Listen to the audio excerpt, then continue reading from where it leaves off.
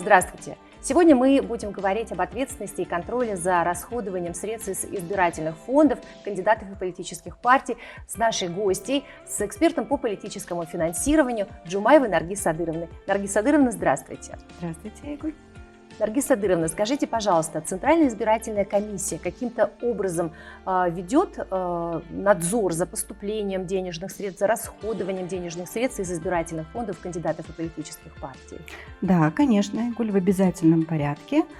Центральная избирательная комиссия осуществляет контроль не только за средствами избирательных фондов кандидатов политических партий, то есть за тем, как поступают средства, в каких размерах, источники образования данных фондов, какие затраты были произведены со стороны кандидатов политических партий в период их избирательной кампании, но и также контроль за расходованием средств, которые выделяются из государственного бюджета территориальным избирательным комиссиям на подготовку и организацию проведения выборов и референдумов. Для целей контроля при Центре избиркома создается контрольно-ревизионная группа, кратко мы ее называем КРГ.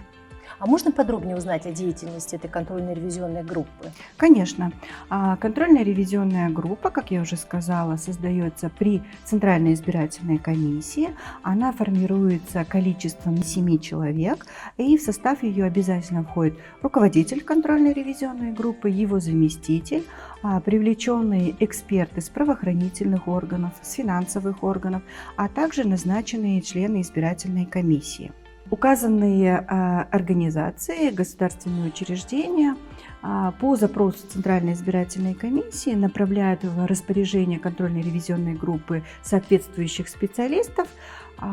И как раз-таки те специалисты, которые откомандированы в контрольную ревизионную группу, за ними сохраняется в обязательном порядке их должность по месту основной работы и все причитающиеся им выплаты и основной оклад.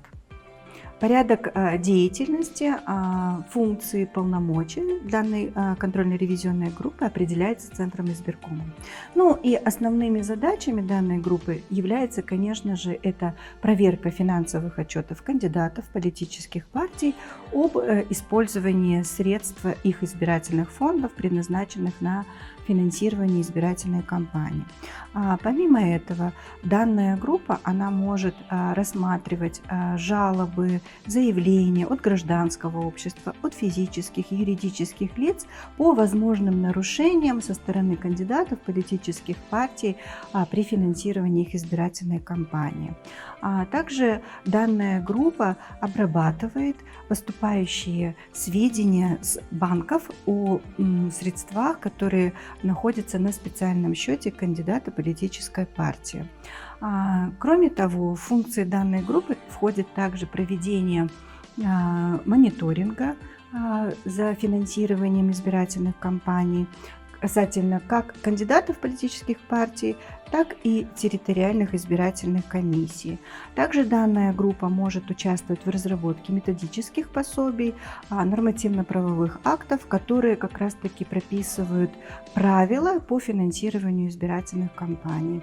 И еще данная группа в обязательном порядке проводит консультации для кандидатов политических партий, так и для простых граждан-избирателей по разъяснению правил в вопросах политического финансирования. Также стоит отметить, что данная группа после проведения проверки финансовых отчетов кандидатов политических партий в обязательном порядке составляет документацию о проведенных проверках, и в случае выявления нарушения у КРГ есть полномочия направить данный факт нарушения в правоохранительные либо фискальные органы для того, чтобы эти организации уже могли проверить, провести полномасштабный аудит избирательных фондов кандидатов политических партий.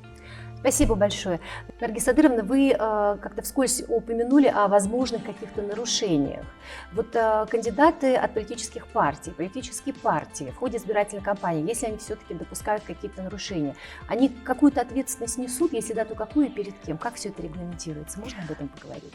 Да, в обязательном порядке все кандидаты, политические партии в случае нарушения финансирования своей избирательной кампании, в случае непредоставления финансовой отчетности по средствам избирательного фонда, в случае превышения расходов по установленному размеру избирательного фонда, либо предоставления недостоверных данных своей финансовой отчетности, несут за это ответственность, которая установлена законодательством Кыргызской Республики.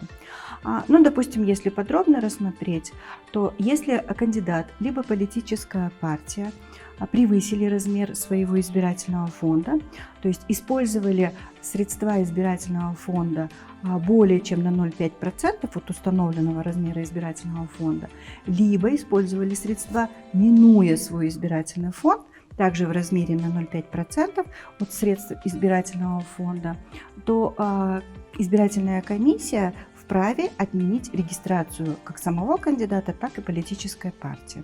Кроме того, статьями 193 и 194 Уголовного кодекса Кыргызской Республики также установлены санкции за нарушение финансирования избирательной кампании со стороны кандидата и политической партии. Спасибо большое. Наргиз Садыровна, я благодарю вас за эту интересную познавательную беседу. Большое спасибо. Спасибо.